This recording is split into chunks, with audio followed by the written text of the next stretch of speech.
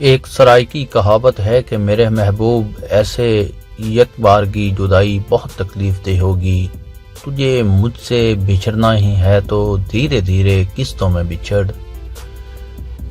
اس بار کا موسم گرما بھی کچھ اس سنگ دل محبوب جیسا روپ دھارے دھیرے دھیرے قسطوں میں بچھڑنے کے جتن کر رہا تھا۔ تیز گرم تپتی دھوپ میں کول تار کی لمبی سنسان سڑک کسی سیاہ گلیشیئر سے پگھلی ہوئی جھیل جیسی چمک رہی تھی۔ میرے پرانے فلیٹ جوتوں کا تلوا نیچے سے کئی جگہ کھل چکا تھا، لہذا ابلتا ہوا کول تار میرے پیروں میں انگارے بھر رہا تھا۔ اسکول کی چھٹی کے بعد گھر تک یہ راستے کا پل صراط مجھے ہر روز ہی پار کرنا ہوتا تھا۔ کتنی بار دبے لفظوں میں اماں کو جتا چکا تھا کہ میرے پیروں کے چھالے اب بے شمار کی حد سے نکلتے جا رہے تھے، مگر 9 بہن بھائیوں میں سے فریاد کا میرٹ نکالا جاتا تو میری عرضی کا 6واں نمبر نکلتا، اور ابا کی تنخواہ بس اتنی تھی کہ وہ صرف اماں کی ہی سن سکتے تھے۔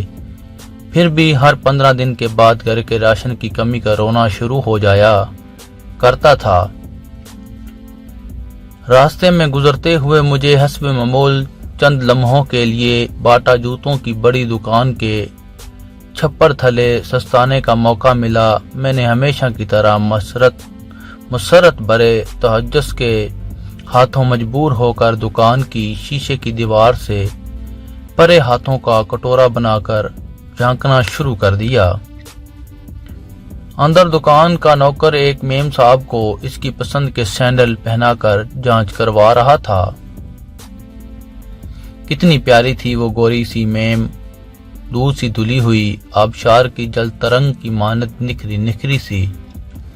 مگر میرے خیالات کا تسلسل جلد ہی ٹوٹ گیا، کیونکہ شاید پہلے دکان کے مالک اور پھر نوکر نے مجھے دیکھ لیا تھا۔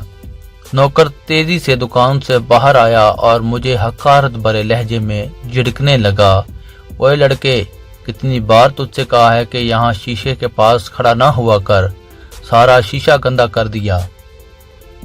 چل بھاگ یہاں سے ورنہ مار کھائے گا آج مجھ سے۔ میں جلدی سے گھبرا کر اپنا بستہ سنبھالتے ہوئے وہاں سے آگے بڑھ گیا۔ یہ نفرت، یہ حقارت اور یہ رویہ میرے لیے کوئی نئی بات نہیں تھی۔ بچپن سے ہوش سنبھالتے ہی مجھے ہر طرف سے ایسے ہی تحقیر آمیز رویوں کا سامنا تھا، اور پھر لوگوں سے کیسا گلہ شکوہ کیوں کروں؟ میری صورت، میرا حلیہ ایسے ہی رویے، ایسی حقارت اور نفرت کا متنازع تھا۔